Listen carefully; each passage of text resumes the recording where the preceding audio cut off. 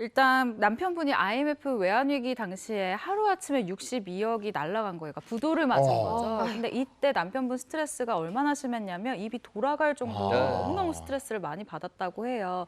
배현정 씨 이때 여기서 그냥 멈출 수는 없잖아요. 이렇게 지쳐있을 상황에 남편분 그리고 친정어머니와 함께 설악산에 가게 됩니다.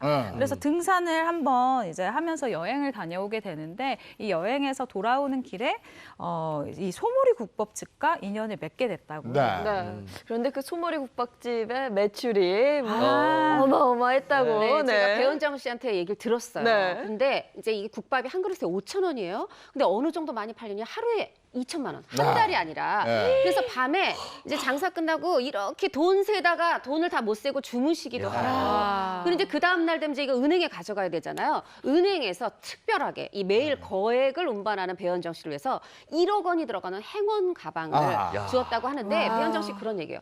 돈만 이 세다가 막 이렇게 막 잠이 들 정도 흔히 돈방석에 앉았다라고 하잖아요. 본인은 돈 이불 요에 누웠다 이런 얘기를 하시더라고요. 근데 이게 맛도 맛인데 네. 배현정 씨만의 비법이 있는 걸로 알고 있어요. 비법이 없으면 성공할 수 없습니다. 네. 바로 포장이 비법이었는데요. 일단은 식당에서 먹는 것보다 더 푸짐하게 포장을 해줬고 포장이 되는 집은 신뢰를 할 수 있고 이 성분을 분석을 해도 자신이 있기 때문에 이 포장으로 또 이렇게 비법을 고집을 했다고 합니다. 그런데다가 주방 일도 본인이 다 하고요. 또 가보니까 화장실 청소까지 그 주인이 다 해요. 배현정 씨가 다 해요. 맞아요. 그러니 뭐 안 될 수가 있겠죠. 그렇죠. 네.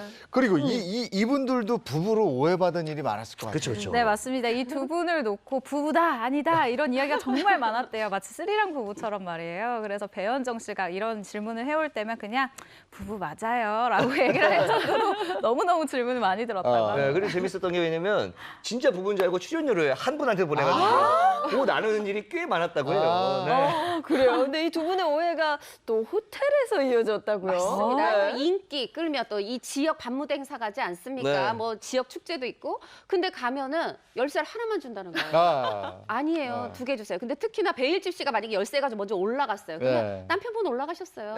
저 열쇠 하나 주세요. 그냥 하나로 쓰세요. 이런 이제 실기가 있을 정도였는데 이제 주인이 이렇게 얘기하는 거죠. 아니 왜 자꾸 열쇠 달래죠? 왜 방 따로 달래죠? 부부싸움 하셨나? 아이고 풀고 한 방에 주무세요. 하다 보니까 배현정, 베일집, 호텔 출입서를 넘어서 합방설 이런 루머까지 잘못된 루머까지 생겼다고 합니다. 네. 그런데 이 두 사람 부부설이 배현정 씨 결혼식장에서도 이어졌다면서요. 맞습니다. 이 부부설 정말 네버 엔딩인데 이 베일집 씨 결혼 날 이 사람들이 아니 배현정 씨가 아니야 신부가 배현정 씨가 아니야. 네 다른 사람하고 지금 결혼을 하는 거죠. 그러면서 아니 그럼 두 사람이 이혼한 거고 지금 베일집 씨 2번째 가는 거야. 어머. 이런 얘기가 또 나왔을 정도로 어느 정도로 이 찰떡궁합 연기를 보였는지 여기서 또 확인이 되네요. 이 정도로 어딜 가나 이렇게 오해를 받으면 무슨 조치가 있어야 되는 거 아니에요? 그래서 조치를 취했다고 하는데요. 뭐 농담인지 실제인지는 알 수도 없지만 베일집 씨가 주민등록 초본을 떼서 누가 부부 아니냐면 그냥 보여주자라는 그런 얘기를 했다고 합니다. 근데 지금 보면 말이죠. 이 두 분은 김한국, 김미아 씨 커플은 김한국 씨가 가정이 있었고 가정이 있어요. 이 두 분은 이제 각자 가정이 네, 있었고 근데 선남선녀 때 부부 역할을 했단 말이에요. 총각 처녀 때.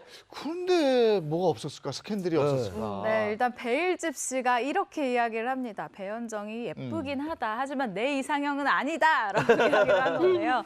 베일집 씨가 총각 때는 이상형이 내조를 잘해주는 여자. 이런 게 이상형이었다고 해요. 그런데 배현정 씨 같은 경우는 바깥일을 하는 사람이었기 때문에 오히려 배현정이 나를 좋아했다라고 이야기를 하기도 했습니다.